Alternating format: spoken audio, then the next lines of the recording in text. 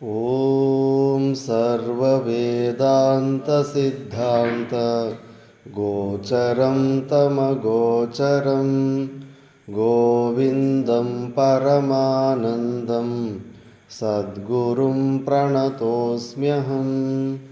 ॐ शान्ति शान्ति शान्तिः।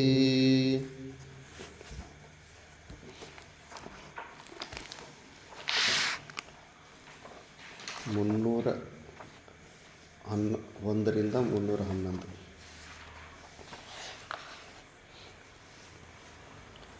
ಅಹಂಕಾರಗ್ರಹಾನ್ಮುಕ್ತಃ ಸ್ವರೂಪಮುಪಪದ್ಯತೆ ಚಂದ್ರವದ್ವಿಮಲಃ ಪೂರ್ಣಃ ಸದಾನಂದಸ್ವಯಂ ಪ್ರಭಃ ಯೋ ವಾ ಪುರೈಷೋऽಹಮಿತಿ ಪ್ರತೀತಃ ಬುದ್ಧ್ಯಾ ವಿವಿಕ್ತಸ್ತಮಸಾತಿಮೂಢಯಾ ತಸ್ಯೈವ ನಿಶ್ಶೇಷತಯಾ ವಿನಾಶೇ ಬ್ರಹ್ಮಾತ್ಮಭಾವಃ ಪ್ರತಿಬಂಧಶೂನ್ಯಃ ಬ್ರಹ್ಮಾನಂದನಿಧಿರ್ಮಹಾಬಲವತಃ ಅಹಂಕಾರಘೋರಾಹಿನಃ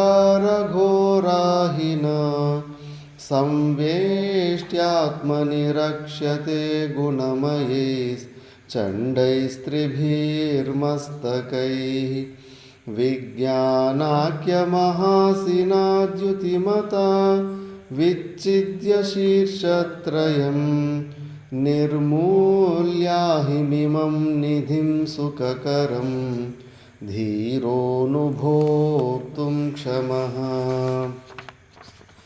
ಯಾವದ್ವಾ ಯತ್ಕಿಂಚಿದ್ವಿಷದೋಷಸ್ಫೂರ್ತಿರಸ್ತಿ ಚೇದೇಹ ಕಥಮಾರೋಗ್ಯಾಯ ಭವೇತ್ ತದ್ವದಹಂತಾಪಿ ಯೋಗಿನೋ ಮುಕ್ತ್ಯೈ ಅಹಮೋತ್ಯಂತನಿವೃತ್ಯ ತತ್ಕೃತನಾನಾವಿಕಲ್ಪಸಂಹೃತ್ಯ ಪ್ರತ್ಯಕ್ತತ್ವವಿವೇಕಾದಯಮಹಮಸ್ಮೀತಿ ವಿಂದತೆ ತತ್ವಂ. ಅಹಂಕರ್ತರ್ಯಸ್ಮಿನ್ ಅಹಮಿತಿ ಮತಿಂ ಮುಂಚ ಸಹಸಾ ವಿಕಾರಾತ್ಮನ್ಯಾತ್ಮ ಪ್ರತಿಫಲಜುಷಿ ಸ್ವಸ್ತಿ ಶಿಮುಷಿ ಯದಧ್ಯಾಸಾತ್ ಪ್ರಾಪ್ತ ಜನಿಮೃತಿಚರಾ ದುಃಖಬಹುಲ ಪ್ರತೀಚಶ್ಚಿನ್ಮೂರ್ತೆ ತವ ಸುಖತನೋ ಸಂಸೃತಿರಿಯಂ.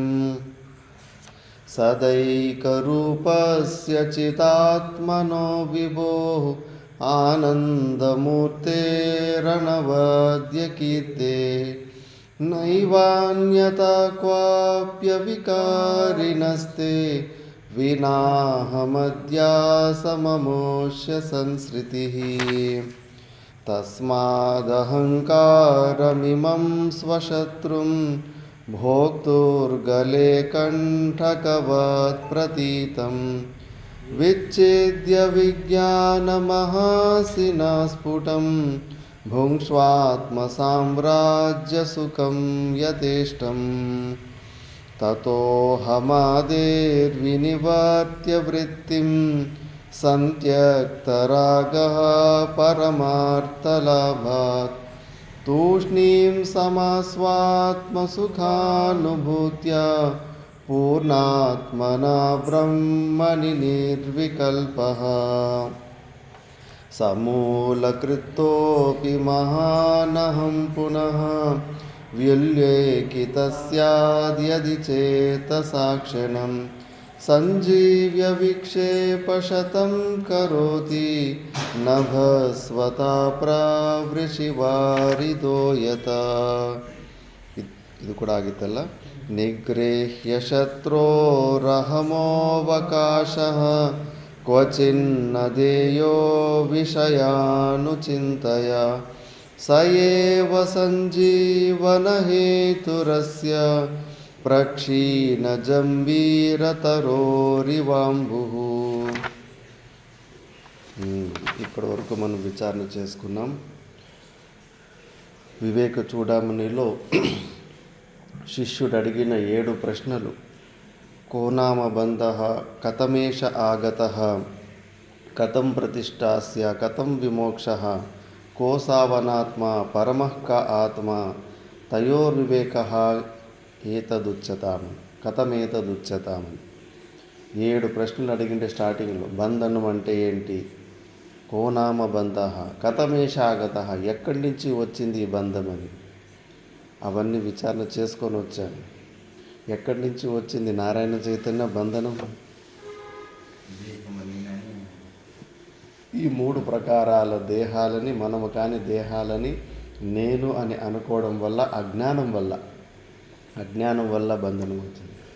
కథం ప్రతిష్టాస్య, ఇన్ని అనాది కాలం నుంచి ఇప్పటి వరకు ఇంకా ఆ బంధనం ఎలా నిలబడింది, దేని ఆధారపైన నిలబడింది అంటే కన్నా అవిద్య, ఆవరణ శక్తి, విక్షేప శక్తుల వల్లనే అది ఇంతసేపు నిలబడింది. ఎప్పటి వరకు మనలో అజ్ఞానం, మన స్వరూప అజ్ఞానం, మనం అంటే ఎవరనే విషయం సరిగ్గా తెలుసుకోలేము.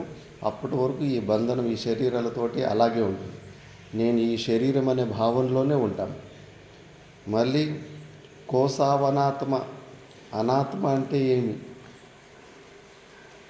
అనాత్మ అంటే ఏమి, ఆత్మ అంటే ఏమి?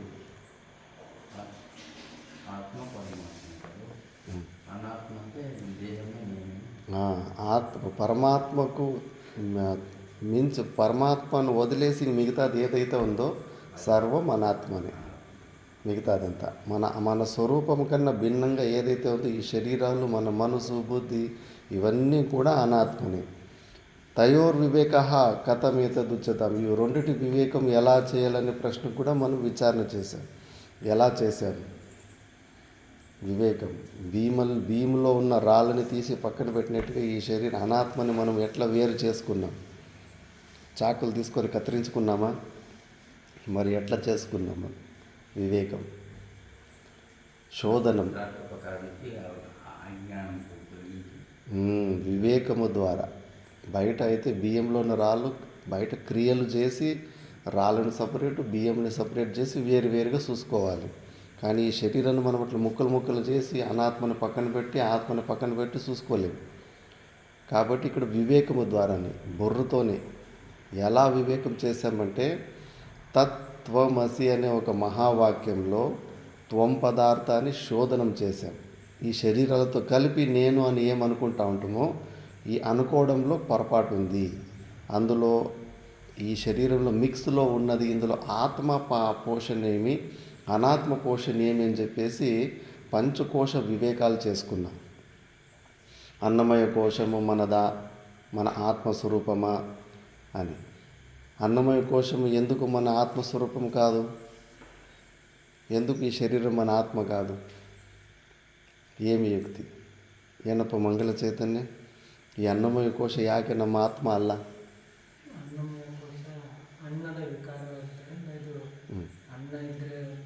ಹೌದು, ಅನ್ನದ ವಿಕಾರ ಅನ್ನೋದು ಗೊತ್ತಿದೆ.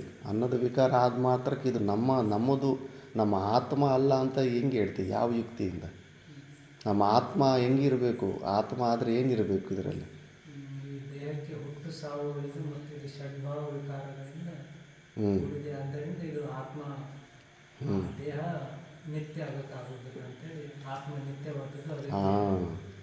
ఎందుకు ఈ అన్నమయ శరీరం ఎందుకు మన స్వరూపం మనదేనేమో, మనది ఎందుకు కాదు అంటే కనుక మన స్వరూపము నిత్యం ఎప్పుడూ ఉండాలి.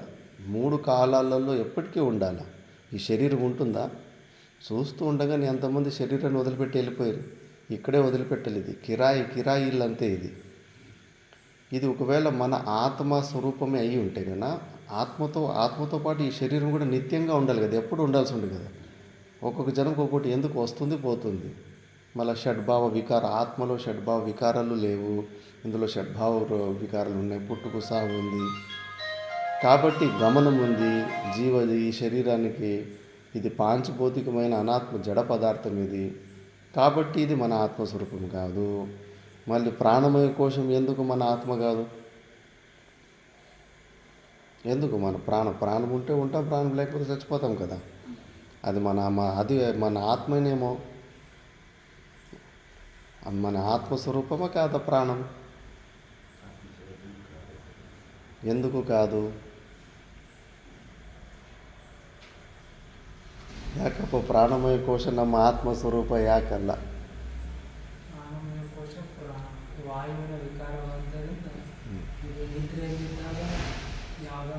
ಅಂದರೆ ಅವ್ರನ್ನ ಇದು ಜಡವಾದ್ರಿಂದ ಇದಕ್ಕೆ ತನ್ನದೇ ಆದ ಅಸ್ತಿತ್ವ ಇಲ್ಲ. ఉమ్, ప్రాణము జడము, అది కూడా నిత్యంగా ఉండదు. ఏదన్నా మన స్వరూపం ఆత్మ కావాలంటే కదా అది నిత్యంగా ఉండాలి.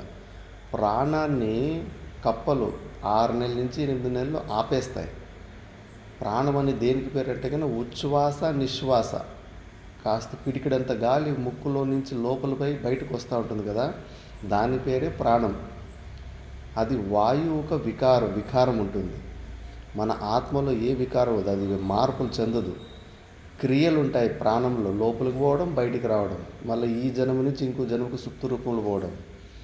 ఈ ఉచ్ఛ్వాస నిశ్వాస క్రియలు కూడా ఉన్నాయి ఇందులో. మన ఆత్మలో క్రియలు కూడా ఉండవు, ఏమి క్రియలు జరగవు. మళ్ళీ ఇది నిత్యము కాదు. బయట ఏ స్థూల ప్రాణం ఏముందో ఈ శరీరం వచ్చినప్పుడు వస్తుంది, శరీరము టైం అయిపోయినప్పుడు వదిలిపెట్టి వెళ్ళిపోతుంది శరీరాన్ని ఆగంతుకు. యోగులు కూడా నిర్వికల్ప సమాధి స్థితిలో దీన్ని నిలిపేస్తారు. వాళ్ళు ముక్కులో అసలు ఊపిరి ఆడరు. మనకి పొట్టలు ముందుకి వెనక్కి వచ్చినట్టు వాళ్ళది అట్లా ఉండదు సమాధి స్థితిలో. కుంభక రేచకాలతో ఈ ప్రాణాన్ని ఆపేసి ఉంటారు. ప్రాణాన్ని ఆపినా కూడా వాళ్ళ అస్తిత్వం ఉంది కాబట్టి, కప్పలు కూడా ఒక 6 నెలలు 8 నెలలు ప్రాణాన్ని స్తబ్దరూపంలో పెట్టి ఆ వావు కూడా అస్తిత్వం ఉంటాయి కాబట్టి, ప్రాణం ఉన్నా లేకపోయినా మనము నిత్యంగా ఉంటాము. ఒకవేళ ప్రాణము మన ఆత్మస్వరూపం అయితే అది కూడా మనతో పాటే ఉండాల్సి ఉంటే, కానీ అది ఉండదు. మన ఆత్మలో మన ప్రాణధర్మాలు మన ఆత్మలో ఏమీ ఉండవు. క్రియలు లేవు, పుట్టుక లేదు, సావు లేదు, ఆ గతి లేదు. ప్రాణాలకు గతులు ఉన్నాయి. ఇన్ని ప్రమాణాల ద్వారా మళ్ళా అది ప్రాణం నిజమైన ఒక సపరేటు. మన ఇప్పుడు లోపల మనం ఏదో ఒక పేరు పెట్టుకున్నాం కదా, నువ్వు ఎంత నిద్రలో ఉన్నప్పుడు కూడా నారాయణ చైతన్య లేవు అంటే లేచేస్తావు. ప్రాణము లేవు అని అంటే కన్నా లేపితే ఎవరు లేస్తారా? ఎవరినో పిలుచుకుంటా ఉన్నారులే అని. కాబట్టి దానికి ఏమీ అస్తిత్వం లేదు. అది జడం, అది చైతన్యం కాదు. మనం జీవరూపం, మనం చైతన్యం కాబట్టి మనం రెస్పాండ్ అవుతాం. కానీ ప్రాణాన్ని పిలిస్తే కానీ అది రెస్పాండ్ అవ్వదు. కాబట్టి అది జడము. అందుకే ప్రాణమయ కోశము మన స్వరూపం కాదు. ఇంకేముంటాయి శరీరంలో? మొత్తం స్థూల శరీరం మొత్తం తీసేస్తాం, ప్రాణం తీసేస్తాం. ఇంకేముంటాయి శరీరంలో? మనసు, ఇంకా బుద్ధి, ఇంకేమున్నాయి మన శరీరం? స్థూల శరీరం తీసి పక్కన పెట్టేస్తుంది వివేకం ద్వారా. అంతో ఎంతో ప్రాణం గురించి తెలిసింది, ఆ ప్రాణం కూడా మందగా తీసి పట్టేసినాము. మనసు, బుద్ధి, ఇంకేమున్నాయి? ఆనందమయ కోశం. వీటినే పంచకోశాలు అంటారు. మరి మనసు, బుద్ధి, మనోమయ కోశము, విజ్ఞానమయ కోశము మన ఆత్మ ఎందుకు కాదు? యాకే అవు ನಮ್ಮ ఆత్మ అಲ್ಲ? ఎప్పుడు దాంతోనే ఉంటాం కదా, మనసు లేని స్థితిలో. అది మన ఆత్మస్వరూపమేమో, మరి అది ఎందుకు మన ఆత్మ కాదు, మన స్వరూపం కాదు? ಯಾಕೆ? ಮನಸ್ಸು ಸಂಕಲ್ಪ ವಿಕಲ್ಪಗಳು ಸುಸುಪ್ತಿ ಅವಸ್ಥೆಯಲ್ಲಿ, ನಿದ್ರಾವಸ್ಥೆಯಲ್ಲಿ, ಗಾಢ ನಿದ್ರೆಯಲ್ಲಿ ಸ್ವಯಂ ಲಯವಾಗುತ್ತೆ. ಅದು ಅದರ ಅಸ್ತಿತ್ವವಾಗಿ ಇರೋದಿಲ್ಲ. ನಿತ್ಯ ಅಲ್ಲ, ಅನಿತ್ಯ. మనసు బుద్ధులు కూడా నిత్యంగా ఉండవు. ఒకే యుక్తి ద్వారా అన్నిటి తీసిన పక్కన పెట్టేయచ్చు. ఏదన్నా మన స్వరూపం అయితే అది ఎప్పటికీ నిత్యంగా ఉండాలి. మనసు ఏమి ఎప్పటికీ ఉంటుందా? ప్రతిరోజు సుషుప్తి అవస్థలు లేకుండా అయిపోతుంది మనసు. ఆ మనసు లేకపోయినా కూడా మనం ఉన్నాం కదా, స్వప్నాలు రాలేదన్న విషయం తెలుసుకున్నాడు కూడా ఉన్నాడు కదా. అందుకే మనసు మన ఆత్మస్వరూపము కాదు. ఎందుకు కాదు? అది నిత్యంగా ఉండదు, టెంపరవరీనే. మన ఆత్మస్వరూపం టెంపరవరీ కాదు. ఒకవేళ మన స్వభావానికి ఏదన్నా ఇది కూడా ఆత్మ అని చెప్పాలనుకుంటే కానీ అది కూడా నిత్యంగా ఉండాలి. ఆత్మ ఎప్పుడు కంటిన్యూస్గా ఉన్నట్టుగా. ఎక్కడ ఉంటుంది? సుషుప్తి అవస్థలో, గాఢ నిద్రలో మనసు, బుద్ధులు రెండు ఉండవు. ఈ రెండు కోశాలు ఒకే యుక్తి ద్వారానే అవుట్ అయిపోతాయి. ఇంకేముంది? ఆనందం. కొద్దిగా ఆనందం అనుభవిస్తూ ఉంటాము. జాగ్రత్త అవస్థలో ప్రియ, మోద, ప్రమోదాన్ని 3 ప్రకారాల ఎగ్జైట్మెంట్లు. ఇష్టమైన వస్తువుని తెలుసుకున్నప్పుడు, ఇష్టమైన వస్తువు ఎదురుగా వచ్చినప్పుడు, ఆ ఇష్టమైన వస్తువుని అనుభవించినప్పుడు. 3 ప్రకారాల ఎగ్జైట్మెంట్ ఆనందం లెవెల్ ఉంటుంది. దాన్ని ఆనందమయ కోశం అంటారు. మళ్ళా సుషుప్తి అవస్థలో ఎక్కువ ఆనందమయ కోశం సుషుప్తి అవస్థలోనే మనము ఆ, అనుభవిస్తూ ఉంటాం. మరి ఈ ఆనందం మన స్వరూపమే ఏమో, ఈ ఆనందము మన స్వరూపము ఆత్మస్వరూపం కాదని ఎలా చెప్తారు?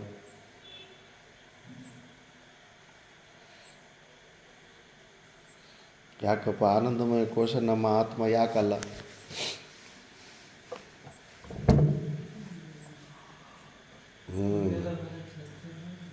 ఆ, ఇది కృతకము. దీనికి కారణం ఉంది. మన ఆత్మానికి ఏమి కారణాలు ఉండవు. తల్లిదండ్రులు లేరు, దేవునికి తల్లిదండ్రులు లేని ఎమోషనల్ అయిపోతుంటుంది.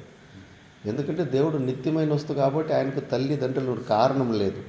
ఈ ఆనందం ఏదైతే ఈ ఆనందము రాత్రి గాఢ నిద్రలో పొందుతున్న ఆనందము, పొగులు ఏదన్నా పుణ్యముఖ ఫలం ఇది కృతకం. యద్యద్ కృతకం తత్తద్ అనిత్యం. ఏదైతే కృతకమో అంటే ఏదో ఒక పరిశ్రమము చేసి క్రియలు చేసిన తర్వాత మనం పొందుతామో అదంతా కూడా టెంపరవరీనే, తత్తద్ అనిత్యం అని. కాబట్టి ఈ ఆనందం కూడా పుణ్యముఖ ఫలమే. అదొక ఇది. మళ్ళీ ఈ ఆనందంలో కూడా 3 ప్రకారాలైన అవయవాలు ఉన్నాయి. 3 ప్రకారాలుగా దీన్ని ప్రియ, మోద, ప్రమోద 3 ప్రకారాల వృత్తి రూపంలో ఉంటాయి. ఆనందం లెవెల్ పర్సంటేజ్. మనం ఇష్టమైన వస్తువుని తెలుసుకున్నప్పుడు మంచి ఊరగాయనో తొక్కనో ఏదో ఆలోచన చేస్తుంటే నోట్లో నీళ్ళు ఊరుతాయి. ఆ ఊరగాయ ఎదురుగా వచ్చేస్తే ఆ ఆనందం ఇంకొంచెం ఎక్కువవుతుంది, 2వ లెవెల్ ఎగ్జైట్మెంట్. దాన్ని నోట్లో పెట్టుకొని తిన్న అనుభవించేస్తే అప్పుడు 3వ లెవెల్ ఎగ్జైట్మెంట్. ఇట్లా 3 ప్రకారాలు. అంటే ఒక్కొక్క స్టెప్పులో ఆనందము సాపేక్ష ఆనందం. ఫస్ట్ స్టెప్లో కొద్దిగా ఆనందము, సెకండ్ స్టెప్లో దానికన్నా కొంచెం ఎక్కువ ఆనందము, ఫైనల్ స్టెప్లో దానికన్నా ఇంకొంచెం ఎక్కువ ఆనందము. ఇలా అవయవ రూపంలో ఉంది, పార్ట్లుగా ఉంది. కానీ మన ఆత్మలో ఉన్న ఆనందము ఇలా వికారాలు పొందే ఆనందం కాదు. ఆనంద రస, ఆనంద గణ. ఇప్పుడు ఏదో ఒక మామిడి పండు, సగం పండైన మామిడి పండు తింటాం. ఎటువైపు అది పండు అయి ఉంటుందో అటువైపు తింటే తీగుంటుంది, ఇంకోవైపు తింటే కానీ పుల్లగా ఉంటుంది.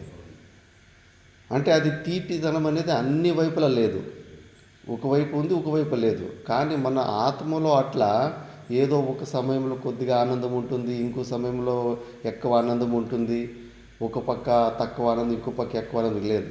ఆనంద రస, ఆనంద గణ అంటే కానీ ఎటువైపు నువ్వు అనుభవించిన ఆ స్వరూప ఆనందము ఒకేలాగానే ఎప్పటికీ ఒకేలాగానే ఉంటుంది. కానీ ఈ ఆనందమయ కోసము వేరియేషన్స్ ఉన్నాయి, అవయవాలు పార్ట్లు ఉన్నాయి. మళ్ళా ఉపనిషత్తుల్లో ఈ పంచకోశాలని ఒక పక్షితోటి కంపేర్ చేస్తారు, పోలుస్తారు.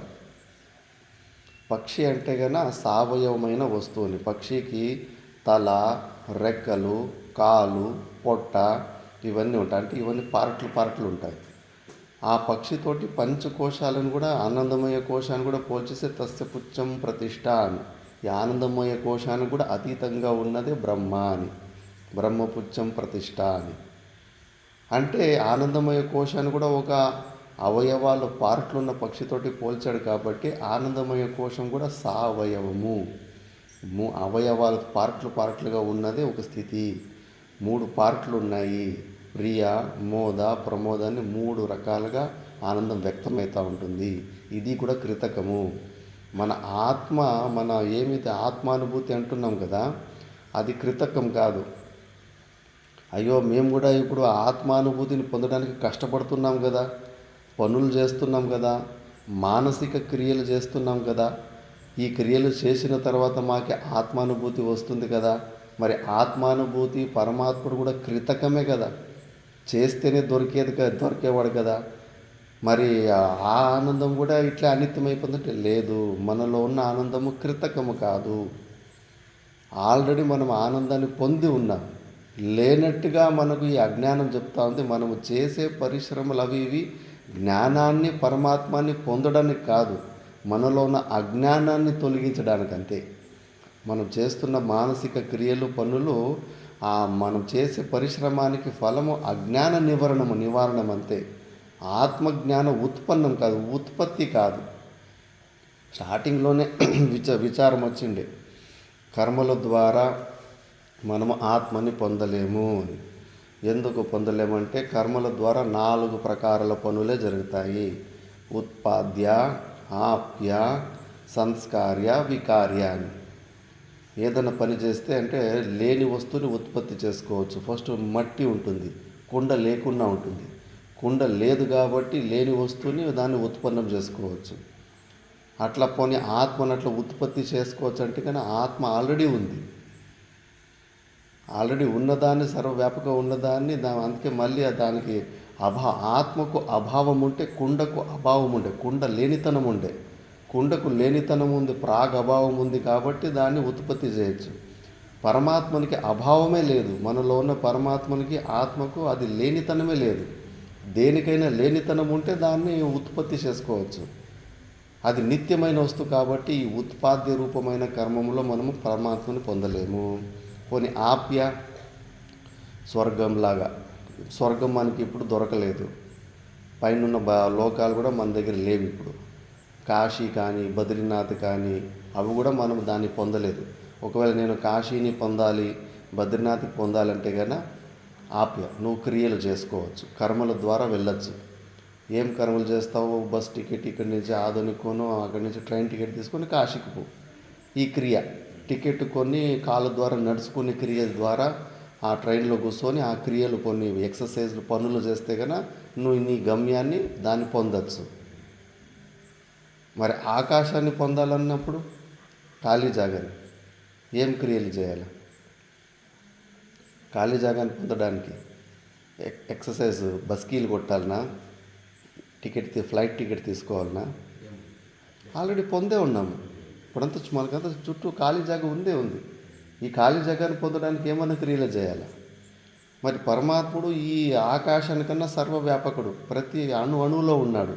ఆల్రెడీ ఆయన అంతటా ఉన్నాడు కాబట్టి, ఆయన లేని చోటే లేదు కాబట్టి ఆల్రెడీ పొందే ఉన్నాం కాబట్టి ఆప్య రూపమైన కర్మల ద్వారా కూడా పరమాత్మని మనం పొందలేము.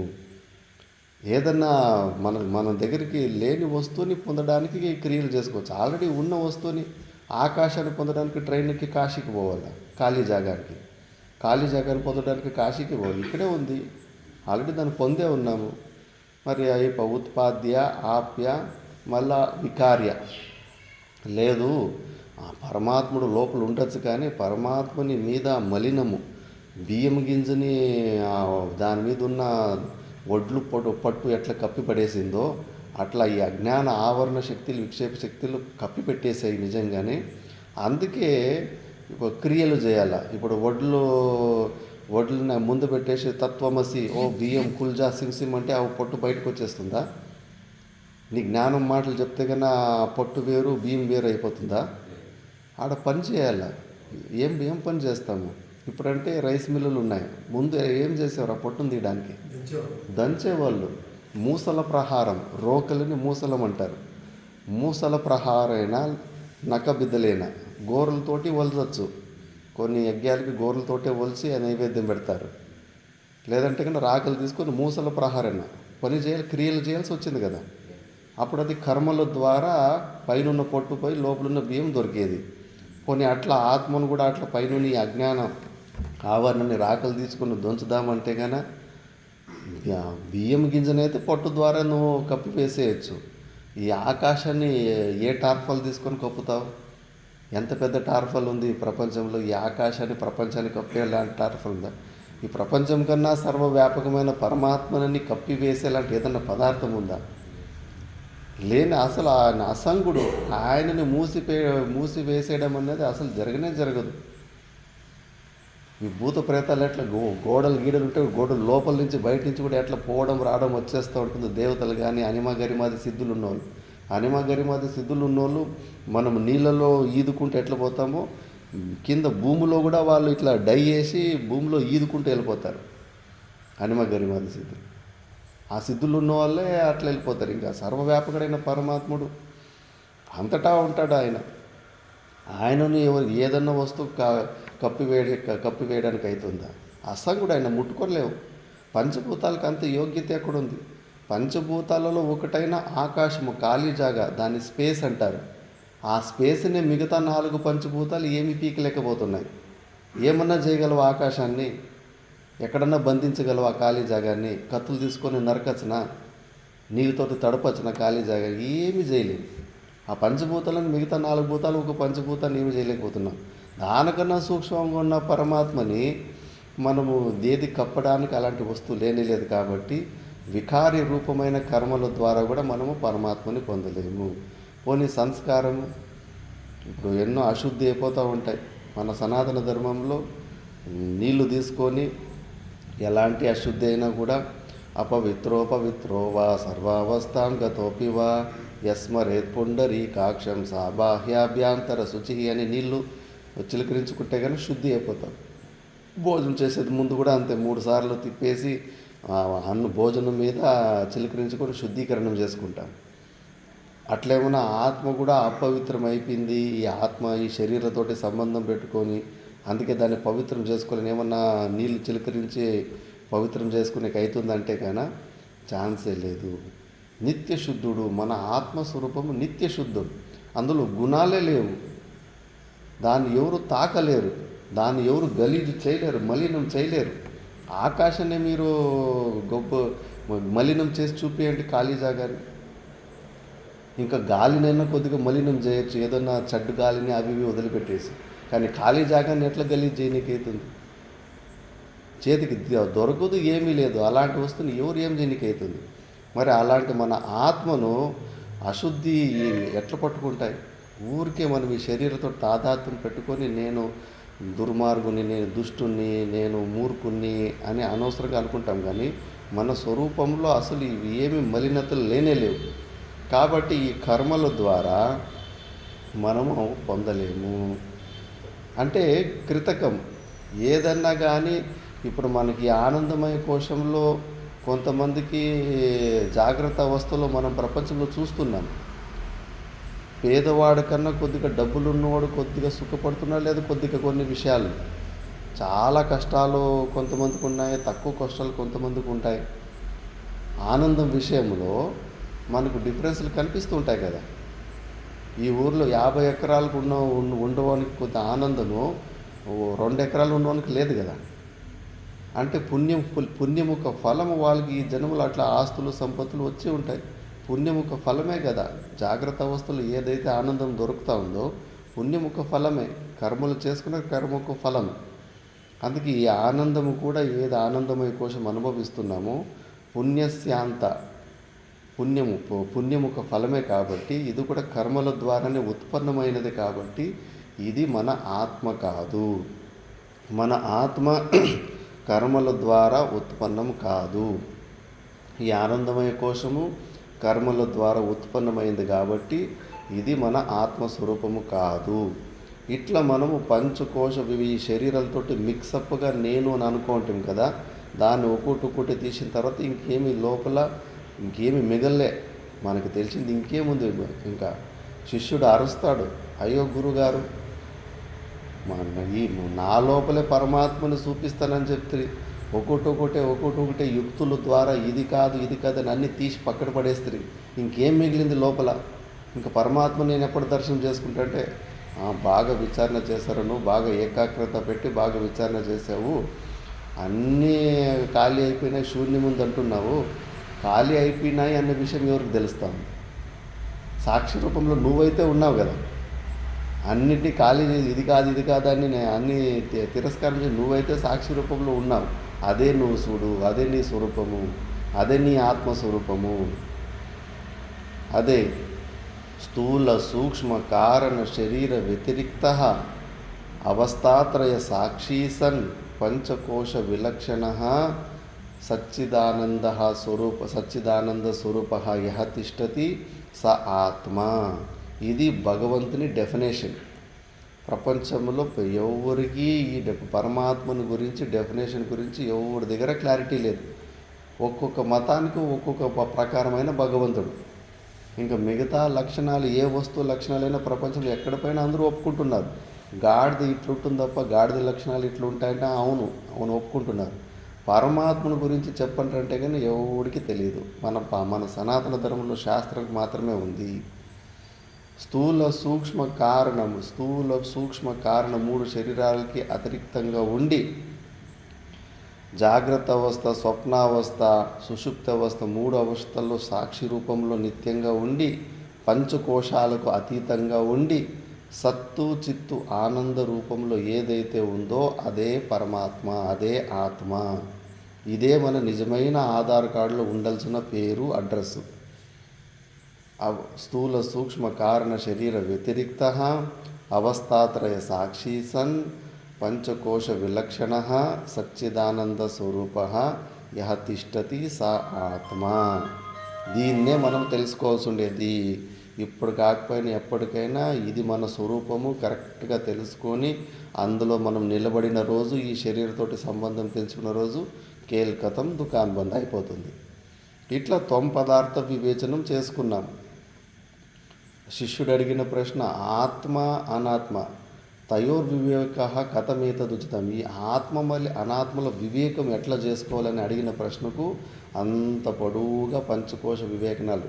తత్వమసి అనే మహావాక్యంలో త్వం పదార్థం, త్వం అంటే నువ్వు, గురువులు శిష్యునికి నువ్వు త్వం తత్ అసి ఆ పరమాత్ముడివే అయ్యి ఉన్నావు అన్నాడు. సరే, త్వం అన్న పదార్థంలో ముందు వాడు శిష్యుడు ఈ శరీరంతో కలిపి అనుకోండి నేను అని. ఇప్పుడు ఆ శరీరంలో ఉన్నవన్నీ తీసి పక్కన పెట్టేశారు. కేవలం ఒక సాక్షి చైతన్యం మిగిలింది. మళ్ళీ తత్ అంటే కన్నా పరమాత్ముడు కూడా చిన్నప్పటి నుంచి అక్కడ ఇక్కడ విన్నవన్నీ ఊహల్లో ఉంటుంది. పరమాత్మ అంటే చేతులు కాళ్ళు ఉంటాయి, ఈ సృష్టిని చేసినాడు. ఎందుకంటే మనం సామాన్యంగా ఈ సృష్టిలో చూస్తూ ఉంటాం.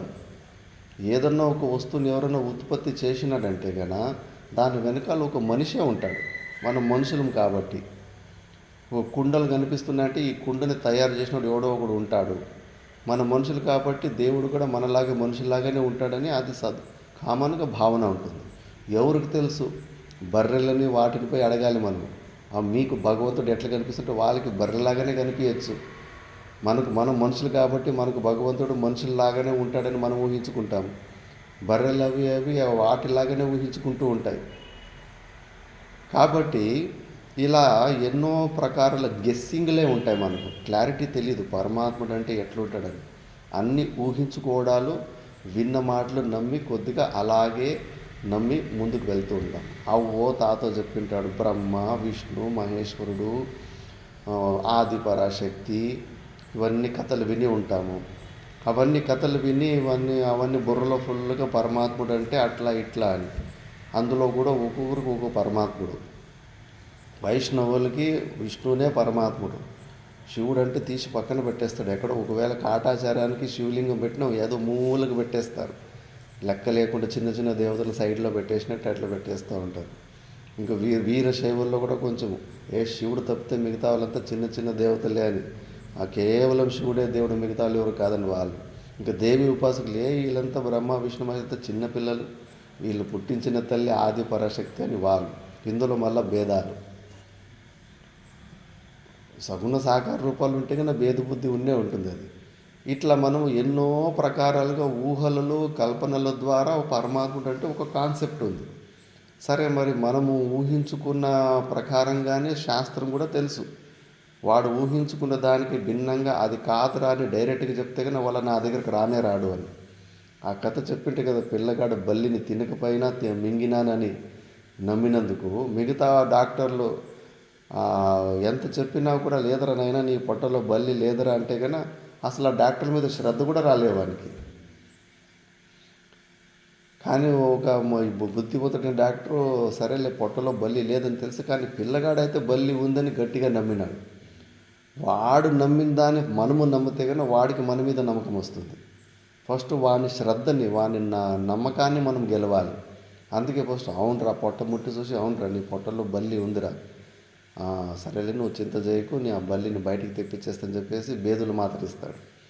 ఇంకా ఫుల్గా సుస్థ అయిపోయి బయట పట్టేసిన తర్వాత మళ్ళీ పొట్ట ముట్టుకొని చూసి అయ్యో లోపల బల్లి కనిపిస్తలేదు కదరా, బయటికి పోయి చూద్దాంరా, బయటకు వచ్చేసిందేమని చెప్పేసి వీళ్ళు పై చూసేలోగానే ఒక బల్లిని పట్టుకొని చంపేసి అక్కడ వేసేసి ఉంటారు. అప్పుడు ఆ పిల్లగాడు అబ్బబ్బా చూడు ఇది నేను ఎంత చెప్పినా వీళ్ళు నమ్మనే లేదు. బల్లి లేదు బల్లి లేదని అన్ని డాక్టర్లు అంటారు నా పొట్టలో.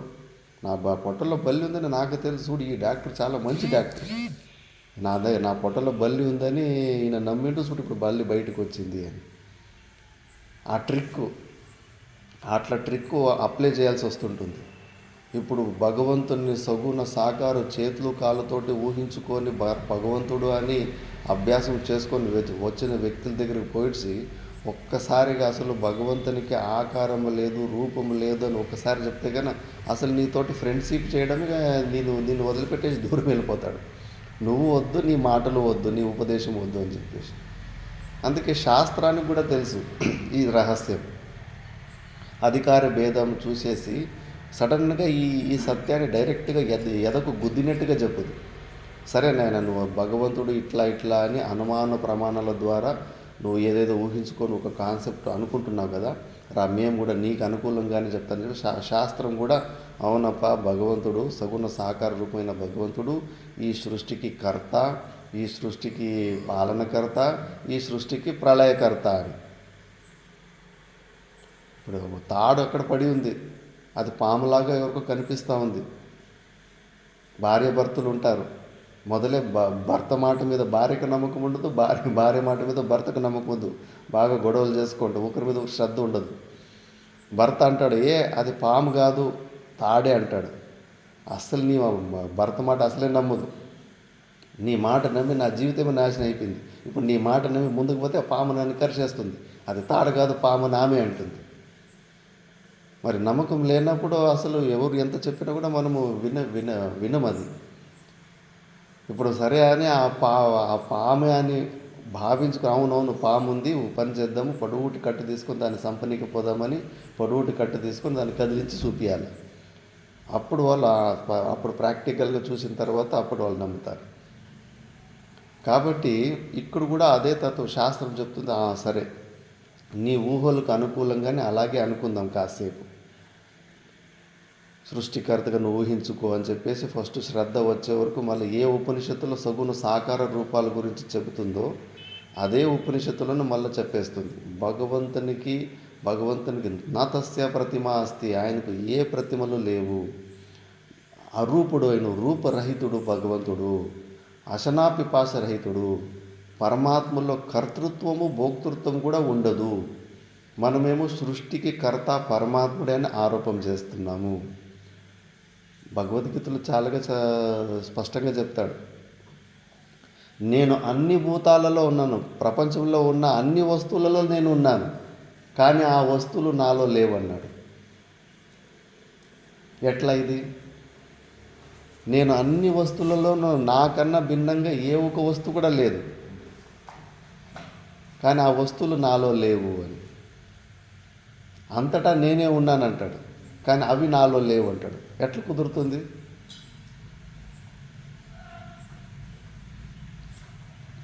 ఇక్కడే ఆలోచించాలి. భగవంతుడు తాడు కింద పడింది. ఆ తాడు ఎన్నో ప్రకారాల పాములాగా, కట్ల పాములాగా, నాగపాములాగా ఎన్నో వెరైటీలు కనిపిస్తూ ఉంది. ఆ తాడు అంటుంది ఇప్పుడు, ఒరే మూర్ఖుడా, అన్ని పాములు నేనే నా స్వరూపమే అయి ఉన్నాయి, కానీ ఆ పాములేమి అసలు నాలో లేనే లేవు.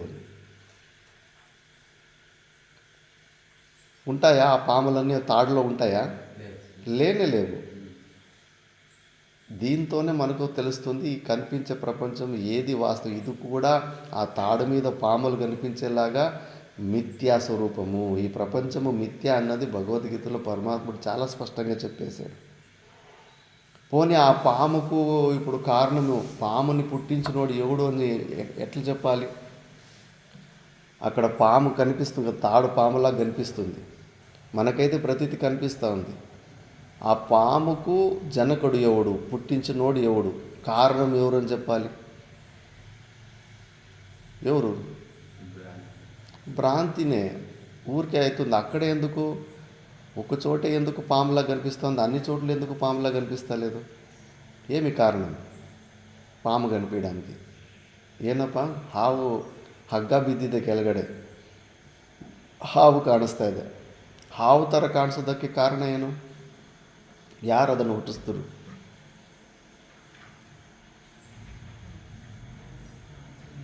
ఈనాడు ಎಲ್ಲೋ ಒಂದು ಮೂಲೆಯಲ್ಲಿ ಹಗ್ಗ ಬಿದ್ದಿರುತ್ತೆ.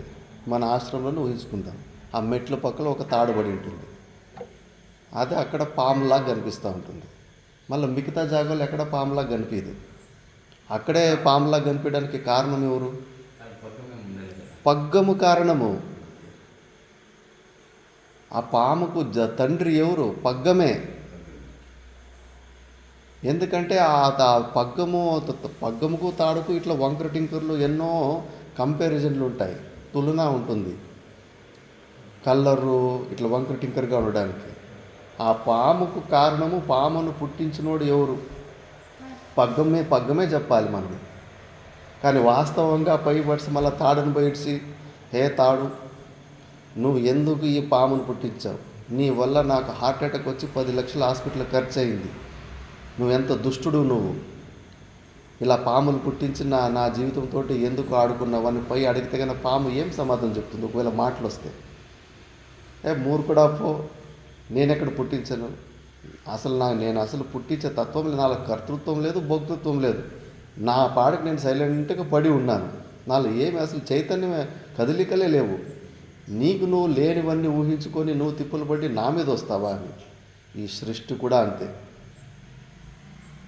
సృష్టి కూడా ఆ పాములాగానే. ఎవరు సృష్టించారంటే కానీ ఇంకా స్టార్టింగ్లో అజ్ఞానులకి ఏం చెప్పనీకైతుంది? పరమాత్ముడు అని. అంటే వేరే చోట ఎక్కడ ఇంకా కారణం చూపిలేము. ఆ పాము కనిపించడానికి కారణము పగ్గమే. ఆ రూపంలో ఈ సృష్టికి కారణ రూపంలో పరమాత్ముని సృష్టికర్త అని అజ్ఞాన దశలో చెప్పారు. కానీ నువ్వు మళ్ళా నిర్గుణ నిరాకార పరమాత్మను పైడ్చి, కాదు దేవుడా, అందరూ దయామయుడు అంటారు, కరుణామయుడు అంటారు, నీకు ఇది కరెక్టా? ఇది ఇలాంటి సృష్టిలు చేసి మమ్మల్ని జీవుల్లాగా పుట్టించేసి నువ్వు ఫుట్బాల్ ఆడుకుంటా ఉండవు, నీకేమన్నా న్యాయము, ధర్మము, నీతి, ధర్మం ఏమన్నా తెలుసా అని నిర్గుణ నిరాకార పరమాత్మను పై అడిగితే ఏం చెప్తాడు? పోవయ్యా, అసలు నేను నిర్గుణ నిరాకార అకర్త అభోక్త. నేను దేనికి, ఏ కార్యానికి నేను కారణము కాను, నేను ఇంకొక కారణానికి కార్యం కూడా కాదు. కార్యకారణాలకు అతిరిక్తమైన స్వరూపం నేను ఏ సృష్టికి నేను కారణం కాదు. పోనీ నన్ను ఎవరన్నా పుట్టించేవాడు, నన్ను వేరే ఏదైనా కారణం ఉంటే నాకు కారణాలు కూడా లేవు. కారణానికి కార్యానికి నేను అతీతంగా ఉన్నవాడిని. నా మీద నువ్వు నా ఆరోపణ చేస్తావా? అన్ని లేని ప్రపంచాన్ని ఉన్నట్టుగా ఊహించుకొని నువ్వు తిప్పలు పడేసి నా మీద దోషానికి వస్తావా అని నిర్గుణ నిరాకార పరమాత్ముడు ఉత్తరం ఇస్తాడు. ఇది చాలా లోతు విషయము, చాలా విచారణ చేయలేదు. భగవంతుడు ఎన్నో రూపంలో, సూక్ష్మ రూపంలో చెప్పి చూశాడు. అందుకే ఇంకా మనుషులకి భగవంతుడు అనే కాన్సెప్టు రూపాల ద్వారా, గుణాల ద్వారా అక్కడ దాకా నిర్గుణ నిరాకార స్వరూపం వరకు పోలేకపోతున్నారు.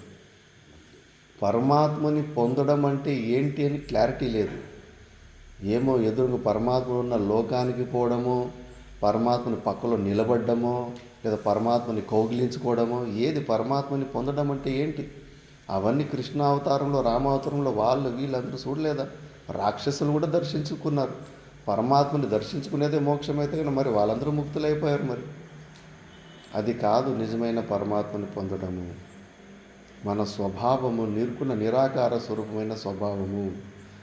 లేని సృష్టిని ఉన్నట్టుగా ఊహించుకున్నందుకు ఆ ప్రతీతికి ఎక్కడో ఒక చోట కారణం చూపించాలి. పాము కనిపిస్తూ ఉంది కాబట్టి లేని పాముని ఉన్నట్టుగా ఊహించుకొని గట్టిగా నమ్మినందుకు, అవును ఆ పాముకు కారణము తాడే, పామును సృష్టించింది పగ్గమే అని చెప్పాల్సి వస్తుంది. లేని సృష్టిని ఊరికే ఊహించుకొని నువ్వు గట్టిగా నమ్మినందుకు, అవును ఈ సృష్టిని పుట్టించినోడు భగవంతుడు అని చెప్పాల్సి వస్తూ ఉంది. లేకపోతే ఛాన్సే లేదు. స్పష్టంగా సూక్ష్మంగా ఆలోచిస్తే ఇది లేనే లేదు. వివేకానందుడు కూడా అంటాడు, ఫస్ట్ ఈ ప్రపంచం ఉందని నిరూపించండి, తర్వాత మాట్లాడుకుందాం కథలు. ఇది సత్యమైన ప్రపంచము, స్వప్నానికి దీనికి తేడా ఉంది, ఇది వేరు అది వేరు అని ఏదైనా నిరూపించి చూపిండి, తర్వాత మాట్లాడుకుందాం. అందుకే కొద్ది రోజులు శ్రవణ మన నిధిధ్యాసన చేస్తే అసలు క్వశ్చన్లు కూడా రావు. ఇంకా ఏదన్నా ఉంటే కదా డౌట్ అడగడానికి. అసలు అన్నీ కనిపించేవన్నీ మిథ్యా అని తెలిసిపోయిన తర్వాత ఇంకేముంటుంది కుతూహలత? మనకన్నా భిన్నంగా ఇంకేదో పొందాలని కోరిక ఎందుకు వస్తుంది? ఆ కోరిక కూడా రాదు. ఆల్రెడీ మనం పరమానంద స్వరూపులుగానే ఉన్నాం. మిగతావన్నీ కల్పనలే, ఆరోపాలే, లేని ఊహించుకొని అన్నీ చేస్తున్నాం. కాబట్టి ఇట్లా సూక్ష్మంగా విచారణ చేసుకున్నప్పుడు దాన్ని తత్పదార్థ శోధనమవుతుంది. తత్పదార్థంలో పరమాత్ముడు అంటే చేతులు కాలు ద్వారా ఒక శరీరాన్ని ఊహించుకుంటుంది. మళ్ళీ అదే ఉపనిషత్తు ఇప్పుడు ఆయనకు ఏ శరీరాలు లేవు అన్నీ తీసి పడేసింది. ఈ సృష్టికి కర్త పరమాత్ముడు, ఈ సృష్టికి కర్త, సృష్టిని పుట్టించినోడు, సృష్టిని పరిపాలించేవాడు, సృష్టిని లయం చేసేవాడని గుణాలు ఆరోపణ పెట్టుకుంటుంది. అది కూడా విచారణ చేసిన తర్వాత అసలు ఆయన త్రిగుణాతీతుడు, 3 గుణాలకు అతీతుడు. ఆయనలో కర్తృత్వం ఉండదు, ఆయన ఏ పనులు చేయడు, భోక్తృత్వం ఉండదు, ఎవరు సుఖ దుఃఖాలు ఆయన అనుభవించుడు, అశనాపిపాశరహితుడు, ఆకలి దప్పి లేని స్వరూపుడు. ఆయన నిత్యుడు. అలాంటి పరమాత్ముడు అన్న తర్వాత ఆ పరమాత్మలో మనం ఎక్స్ట్రాలు ఏమేమైతే ఊహించుకుంటామో అవన్నీ వెళ్ళిపోయి అక్కడ ఒక సాక్షి చైతన్యం మిగులుతుంది. ఓహో, అక్కడ మిగిలిన సాక్షి చైతన్యము ఈ శరీరాన్ని ఫిల్టర్ చేసిన తర్వాత శోధన జరుగుతుంది. ఇక్కడ చేసిన ఫిల్టర్ తర్వాత అవి 2 చైతన్యాలు వేరు కాదు, అవి 2 ఒక్కటే. కామవరం ఎక్కడుంది అంటే కన్నా ఇటువైపు నుంచి వచ్చారు. ఎరిగేరు తర్వాత ఉంది అంటారు, అటువైపు నుంచి ఊరుకుంద తర్వాత వస్తుంది అంటారు. కొత్తగా ఈ ఊర్ల గురించి ఎవడు తెలియని వ్యక్తి అయితే కానీ అయ్యో ఎరిగేరు తర్వాత వచ్చే కామవరం ఒకటి, ఊరుకుంద తర్వాత వచ్చే కామవరం ఒకటి, 2 కామవరాలు ఉన్నాయేమో అని వానికి భ్రాంతి కలుగుతుంది.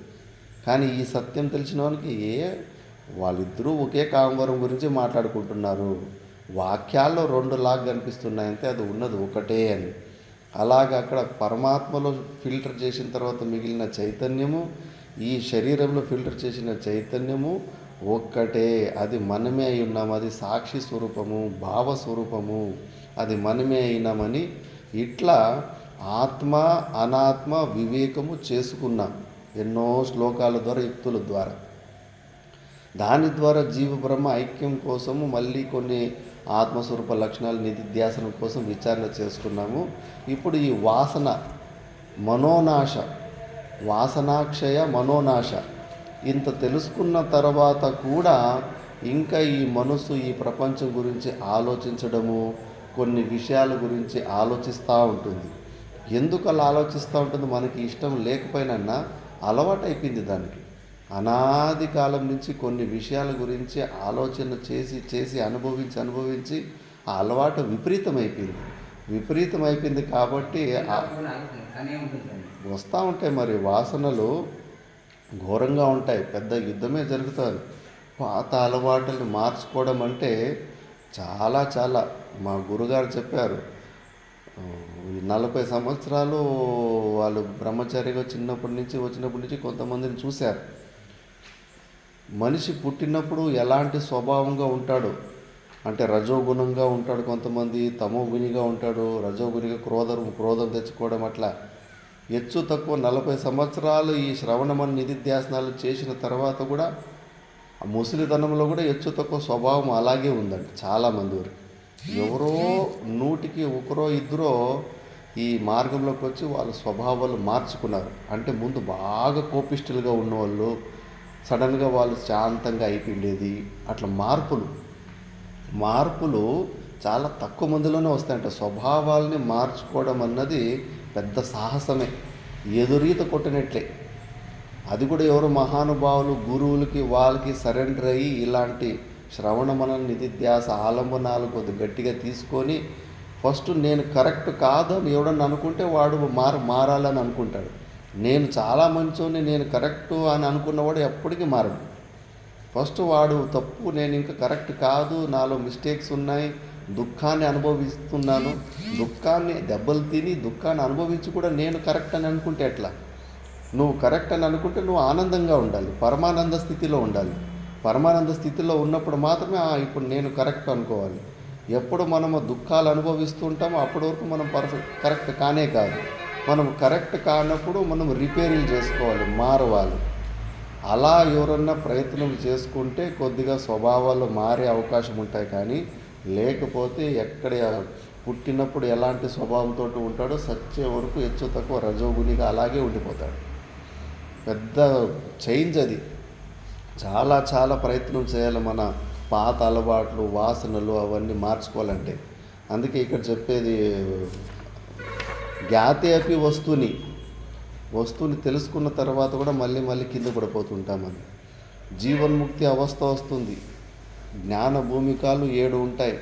శుభేచ్ఛ, విచారగా, తనుమానసి, సత్వాపత్తి, అసంసక్తి, పదార్థాభావని, తుర్యగా అని 7 జ్ఞాన భూమికలు అంటారు. ఇందులో శుభేచ్ఛ అన్నప్పుడు పూర్వజన్మలో చేసుకున్న పుణ్యాల వల్ల ఈ ప్రపంచంలో సుఖము లేదని తెలుసుకొని మోక్షాన్ని, పరమాత్మను గురించి తెలుసుకోవాలని కోరిక పుట్టడం శుభేచ్ఛ ఫస్ట్ స్టెప్. అది కూడా ఎక్కడ ఎవరికి పుడుతుంది ఆ కోరిక? ఎవరికో కొంతమందికే ఆ కోరిక పుడుతూ ఉంటుంది. దాని తర్వాత విచారగా, ఆ కోరిక పుట్టిన తర్వాత కొన్ని రోజులు సొంతంగా పుస్తకాలు చదవడము, ఏదో టీవీలోనో అక్కడెక్కడో కొన్ని ప్రవచనాలు వినడము, ఎక్కడైనా సత్సంగాలు జరుగుతుంటే అక్కడ పోవడము, లేదా భగవంతుని గురించి, మోక్షం గురించి మాట్లాడే వాళ్ళు సోపతి చేయడము, ఫ్రెండ్షిప్ చేయడము. దీని ద్వారా కొద్దిగా తెలుసుకుంటారు. దాని తర్వాత అలా విచారణ చేస్తూ ఉండగా పుణ్యం బాగుంటేనే గురువులు దొరికిపోతారు. ఒక గురువు దగ్గరికి సరెండర్ అయిపోయిన తర్వాత మళ్ళీ ఆ గురువు దగ్గర శ్రవణం అనే ధ్యాసనాలు చేసుకున్నప్పుడు ఆటోమేటిక్గా నెక్స్ట్ స్టెప్ తను మానసి. తనుకరణం అంటే పల్సన. అహం మమ భావాలు పల్సన అయిపోతాయి. నేను, నాది అన్న భావాలన్నీ పోతాయి. నా వాళ్ళు అనే సంసారంలో ఎవరైనా కానీ అందరి మీద మోహం పోతుంది. నేను ఈ శరీరం మీద మోహం కొద్దిగా అహంకారం పల్సన అవుతూ ఉంటుంది. ఆ పల్సన కొన్ని రోజులు అలాగే సాధన చేసుకుంటూ పోతూ ఉంటే మొదటి స్టేజ్ జీవన్ముక్త పురుషుడు అయిపోతాడు. ఈ శరీరంలో ఉండంగానే ఆ పరమానందాన్ని పొందుతాడు. కానీ దీన్ని సత్వాపత్తి అంటారు. ఈ స్టేజ్లో చాలా వార్నింగ్లు శాస్త్రం చెప్తుంది. ఈ స్టేజ్లో ఇంకా నేను తెలుసుకునేసాను కదా, ఆ జ్ఞానాన్ని పొందేసినాను కదా అని చెప్పేసి మళ్ళీ ఇంద్రియాలని ఆ విషయాల్లో కుల్లా వదిలిపెట్టేస్తే మళ్ళీ కింద పడిపోతాడు. విద్వానపి హరతి ప్రజ్ఞ అని భగవద్గీతలో 2వ అధ్యాయంలో స్థితప్రజ్ఞ లక్షణాలు చెప్పుకుంటూ అక్కడ కూడా ఈ వార్నింగ్ ఇస్తాడు భగవంతుడు. గాలి ఎక్కువగా వచ్చినప్పుడు నీళ్ళలో ఉన్న బోటు గాలి ఏ దిశకు పోతుందో ఆ దిశకు సర్రని ఎలా లాక్కెళ్ళిపోతుందో, మనము ఆ జ్ఞానాన్ని మొదటి స్టేజ్లో మన ఆత్మజ్ఞానాన్ని తెలుసుకున్న తర్వాత ఇంద్రియాలని ఫ్రీగా వాటి విషయాలకు వదిలిపెట్టేసామంటే మళ్ళీ కింద పడిపోతాం. విద్వానపి హరతి ప్రజ్ఞ అని చెప్పేసి ఈ స్టోరీ కూడా ఎన్నోసార్లు చెప్పినాను. వ్యాస భగవానులకు, జైమిని ఋషులకు ఇద్దరికి ఈ దాంట్లో వాగ్వాదం జరుగుతూ ఉంటుంది. వ్యాస భగవానులు చెబుతూ ఉంటే జైమిని ఋషి రాసుకుంటూ ఉంటాడు. విద్వానపి హరతి ప్రజ్ఞ, విద్వానుడు కూడా కింద పడిపోతాడు, వాడు కూడా బుద్ధి కోల్పోతాడని. జైమిని శిష్యుడు ఒప్పుకోడు. అట్లెట్లా స్వామీజీ, గురుగారు అవిద్వాన్ అని రాయాలి, విద్వాన్ ఎట్లా కింద పడిపోతాడు అని ఇంకా కుతర్కాల ద్వారా బాగా వాదిస్తాడు. ఇంకా సరేలే ఇతనికి ప్రాక్టికల్గా కొద్దిగా చూపించాలని చెప్పేసి నేను సరేపా ఈరోజు నేను ఆ రాజు నన్ను పిలిచిండు, ఏదో పనుంది, నేను బయటికి వెళ్తున్నాను, ఆశ్రమంలోకి ఎవరిని, ముఖ్యంగా స్త్రీలను ఎవరిని రానియకూడదు అని చెప్పేసి వార్నింగ్ ఇచ్చిపోయి ఉంటాడు. ఇంకా అదే రోజు ఆ రాజ్యంలో ఉన్న రాణి తన మిత్రుల ద్వారా వేటకు వచ్చేసి ఏదో పులినో సింహనో దాడి చేసేసరికి భయపడి అందరూ తలా ఒక దారి పట్టేసి ఉంటారు. తప్పిపోయి ఉంటుంది. తప్పిపోయి అటు ఇటు తిరిగి సాయంత్రం అయిపోయి ఉంటుంది. జమదగ్ని ఉన్న మా వ్యాసుని ఆశ్రమం దగ్గరికి వస్తుంది.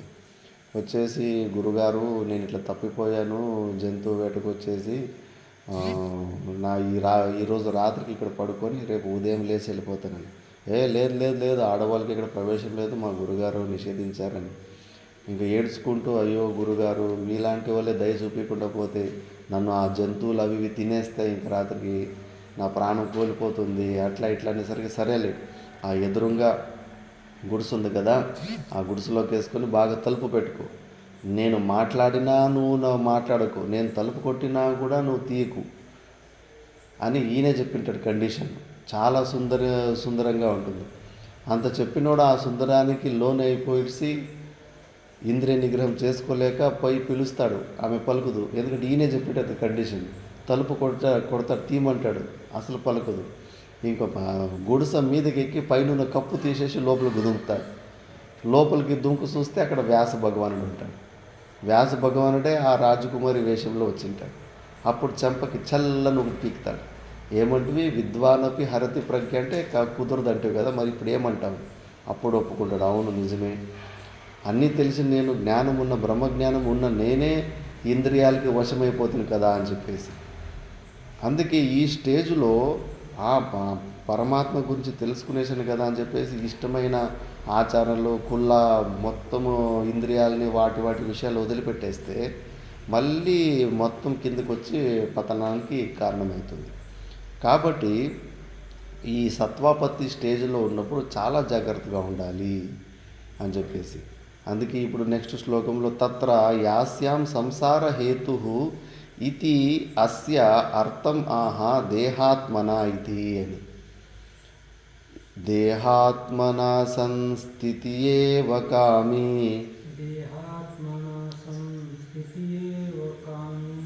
విలక్షణ కామయితా కథం స్యాత్ అతోర్థసంధాన పరత్వమేవ భేద ప్రసక్త్యా భవబంధహేతుః.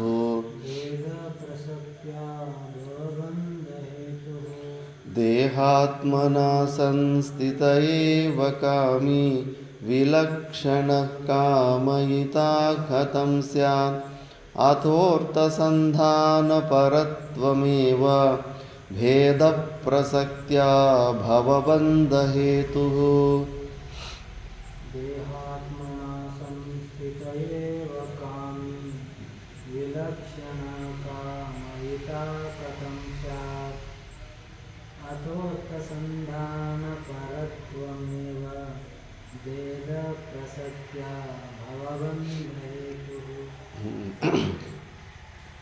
దేహాత్మన సంస్థిత ఏవ కామి. ఎవడికి కోరికలు వస్తాయంటే ఈ శరీరంతో సంబంధం పెట్టుకున్నవాడికి. నేను ఈ శరీరం అని ఎవరు అనుకుంటా ఉంటాడో వాడికే కోరికలు వస్తుంటాయి. అందుకే మనకి ఏ చిన్న కోరిక వచ్చినా కూడా మనం ఇంకా శరీరంలోనే ఉండాలి. అది మంచిదై ఉండొచ్చు, చెడ్డదై ఉండొచ్చు. కోరికలు వస్తున్నాయంటే కన్నా ఇంకా శరీర భావంలోనే ఉన్నాము. విలక్షణ కామయిత కథం స్యాత్. ఈ దేహాభిమానం లేని వాడికి కోరికలు ఎందుకు వస్తాయి? ఈ శరీరం కాదని తెలుసుకున్న వ్యక్తి ఆత్మానం చేద్ విజానీయాత్ అయం అస్మి ఇది పురుష కిమిచ్చన్ కస్య కామాయ శరీరం అనుసంజరేత్. నేను ఆత్మస్వరూపాన్ని పరమాత్మ స్వరూపాన్ని తెలుసుకున్నవాడు ఉన్నది ఒకటే సత్యమైన వస్తువు. ఆ సత్యమైన వస్తువు కన్నా భిన్నంగా ఒక్క వస్తువు కూడా నిజమైన వస్తువు లేదని తెలుసుకున్నవాడు కిమిచ్చన్ కస్య కామయ ఏమి కోరిక ఉంటుంది? ఏ లాభం కోసం వాడు ఏదన్నా ఒక చిన్న కోరిక, అసలు కంటి రెప్ప తెరవాలనే కోరిక కూడా రాదంట. నిర్వికల్ప సమాధి స్థితిలో కూర్చున్న యోగులకు కంటి రెప్ప తెరవడం కూడా వేస్ట్ ఆఫ్ టైం అనుకుంటారు. అంత అనవసరంగా ఉంటుంది ప్రపంచంలో ఉన్న విషయం. వాడికి ఏమి కోరిక ఉదయమవుతుంది? కోరికలు వస్తున్నాయి, సంకల్పాలు వస్తున్నాయంటే కన్నా వాడికి. అందుకే ఆ ఏ కోరికలు ఉండవు కాబట్టి మళ్ళీ వాడు కామాయ శరీరం అనుసంజరే. అందుకే ఈ 3 ప్రకారాల శరీరాలని అసలు పట్టుకోడు. మనకు కోరికలు ఉంటాయి కాబట్టి ఆ కోరికలు నెరవేరాలంటే కన్నా సుఖ దుఃఖ భోగాయతనం ఇదం శరీరం. ఆ సుఖాన్ని కానీ దుఃఖాన్ని కానీ అనుభవించడానికి మనకి శరీరం అవసరం ఉంటుంది. కాబట్టి మనం శరీరాలను పట్టుకున్నాం. వెనకాల కోరికలే ఉన్నాయి. గురుగారు డైరెక్ట్గా చెప్తే నీకు కోరికలు ఉన్నాయరా, అందుకే నువ్వు ఈ పని చేయలేకపోతున్నావు అంటే కానీ వాడు ఒప్పుకోడు శిష్యుడు. అయితే నువ్వు నిష్కామ కర్మయోగం చేయంటాడు. అంటే ఏమాత్రం కోరికలు లేకుండా ఈశ్వరార్పణ బుద్ధితోటి పనిచేయమంటాడు. ఆటోమేటిక్గా వాడిలో క్రియలు తగ్గిపోతాయి. ఎందుకంటే మనలో క్రియలు ఎప్పుడు చేయగలుగుతామంటే ఏదో ఒక మోటివేషన్, ఏదో ఒక కోరిక ఫలాపేక్ష నుంచినే మనం ఏదన్నా చేతిలో చేయగలుగుతాం. కంప్లీట్గా జీరో ప్రయోజనం, మనకి ఏ ప్రయోజనాలు ఏమీ అవసరం లేదన్నప్పుడు క్రియలు జరగవు. ఆ విషయము డైరెక్ట్గా చెప్తే వాడు ఒప్పుకోడు. కాబట్టి నిష్కామ కర్మయోగం చేసే అలవాటు చేయండి. ఆ అలవాటు చేసేటప్పుడు వాడికే స్వయంగా అర్థమైపోతుంది. ప్రయోజనాలు లేకుండా ఫలాల గురించి ఆలోచించకుండా చేసే అలవాటు చేసినప్పుడు చేస్తూ చేస్తూ చేస్తూ మెల్లమెల్లగా వాడికే అర్థమైపోతుంది. ఓహో, ఇవన్నీ కూడా కోరికలే, ఎక్స్పెక్టేషన్స్ పెట్టుకొని శరీరంలో క్రియలు జరుగుతున్నాయి.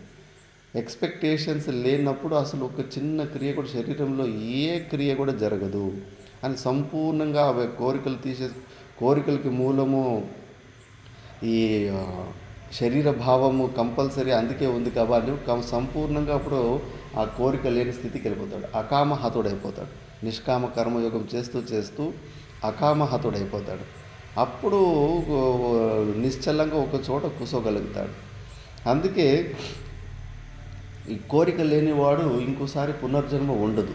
వాడికి ఈ శరీరాలతోటి అవసరం లేదు కాబట్టి వాడు మళ్ళీ ఇంకోసారి జన్మకు రాకుండా మోక్షాన్ని పొందేస్తాడు.